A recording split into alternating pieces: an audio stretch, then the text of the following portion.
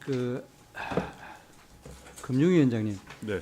그 현행 그 주택담보대출을 비롯해가 그 가계부채가 1,500조 넘어가니까 LTV나 DTI 외에 이제 DSR이라고 총체적 상환 능력 네, 비율을 좀 강하게 적용하겠다 이런 계획 발표하신 적 있죠? 네, 그렇습니다. 근데 제가 지금 이야기하는 요지는 정말 오전에 우리 존경하는 유동수 의원님 이야기한 거는 좀 반대되는 쪽으로 한번 이야기를 한번 해보겠습니다. 이 DSR을 지금 띄워봐요. 구체적으로 우리가 했는 거를 보면 이거 다음 페이지 한번 보면은 이 은행권 같은 경우에 DSR이 현재 100% 넘는 거를 쭉 금융위원회에서 자료를 받아보니까 지금 평균의 은행권 같은 경우가 평균 약 12% 정도 나오죠. 그렇게 나오고 그다음 지방은행 같은 경우는 한 28% 정도 지금 되어 있는 그런 상황입니다. 네. 그래 가지고 이게 지금 만약에 이게 이제 언론에 나온 거는 공식적으로 발표는 안 했습니다만은 80% 정도의 DSR을 규제하겠다 그런 계획을 내가 읽어봤는데, 그럼 그다음 페이지를 한번 보십시오. 이 표를 한번 자세히 보시면 이게 잘 보이시겠습니까, 본부장님? 네, 보면은 주택담보대출 같은 경우에 100% 초과하는 것이 건수로는 약 한 6% 정도 되고, 그다음 80%를 초과하는 경우에 근 10% 정도 됩니다. 그러니까 총 대출 금액으로 한 9% 정도 되는데, 주택담보대출 기준으로 신용대출도 좀 그보다 좀 못한데, 제가 주목하는 부분은 그랬을 때 실제 영향을 받는 사람들이 누군가 보면은 100% 초과하는 사람들의 평균 연평균 소득 제일 오른쪽 보면은 1,800만 원입니다. 연평균 소득이 100% 넘는 사람이. 그리고 또 주택담보대출 같은 경우는 80% 초과하는 사람들의 평균 소득이 2천만 원밖에 되지 않습니다.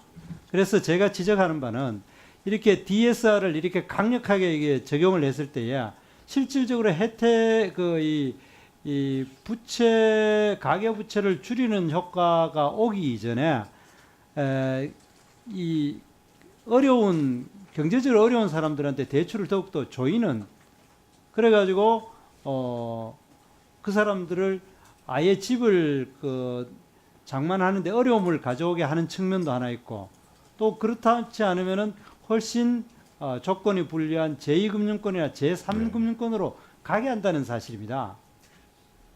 어떻게 제 말에 이해를 하십니까? 그때 그래서 오늘 오전에 이제 유동수 의원님께서는 개개 포트폴리오별로 아주 더 강화라 그러는데, 오히려 그렇게 하는 방법이 오히려 이 가난 경제적으로 어려운 사람들한테 더 고통이 되지 않냐, 저는 그렇게 생각합니다.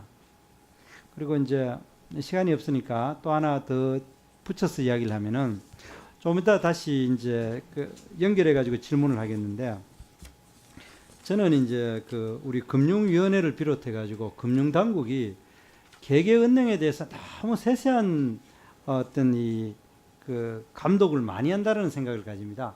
이렇게 구체적인 대출 같은 거 하는 방법에서까지 이렇게까지 다 개입을 해야 되는 건지, 그렇게 생각을 하는데, 지금 이 부분에 있어 가지고는 DSR을 너무 무리하게 기계적으로 개인별로 적용을 했을 때는 굉장히 오히려 더 나쁜 결과를 가져오지 않냐, 이 부분에 대해서 제가 지적합니다. 답변 한번 해보시죠. 예. DSR 아까 통계 보여주셨는데, 사실 지금 보면 이제 은행권 전반적으로 감독원이 분석한 걸 보면은 한 평균 DSR이 한 72% 정도 나오고요. 100%를 초과하는 대출이 은행 신규 대출이 한 17% 정도 수준 됩니다. 그러니까 앞으로 남은 문제는 어느 정도를 고 DSR로 보고, 그러니까 80%로 볼지 90%로 볼지 100%로 볼지, 또 그렇게 봤을 때 고 DSR 이상 되는 부분을 총 대출액에서 어느 정도 비중까지 인정해 줄 것이냐 하는 게 이제 관건으로 남아 있습니다. 은행권과 협의 또 분석을 거쳐서 시간이 없으니까 먼저 이야기하겠습니다. 네네. 그래서 제가 이야기하는 바는 금융에서 약간의 포션을 남겨줘 가지고 자율성을 가지게 한다는데, 그거를 좀 더 많이 줘 가지고 신용 다른 여러 가지 지표를 통해 가지고 저는 나이에 따라 가지고 지역에 따라 그런 여지를 좀 많이 남겨달라 예, 알겠습니다. 그런데 저희가 DSR을 도입하고자 하는 취지 그 자체가 금융기관의 여신 건전성을 확보하는 것, 그리고 또 지나치게 많이 채무를 지지 않게 해서 소비자를 보호하자는 것인데, 그런 취지대로 운영을 하려면 사실 이걸 너무 여지를 많이 주는 것도 좀 문제가 있습니다. 그렇지만 말씀하신 것처럼 특히 그 취약한 계층, 아까 그 천 몇백만 원밖에 안 되고 2천만 원밖에 안 되는 그런 계층들에 대해서 지나치게 어려워지는 쪽으로 작용하지 않도록 하겠습니다. 예를 들면 정책 자금에서 서민금융 대출 같은 것은 DSR 산정할 때 제외한다든지 그런 부분은 좀 별도의 고려를 하도록 해서 갑자기 뭐 위축되지는 않도록 노력하겠습니다. 예, 정택 의원님 수고하셨습니다.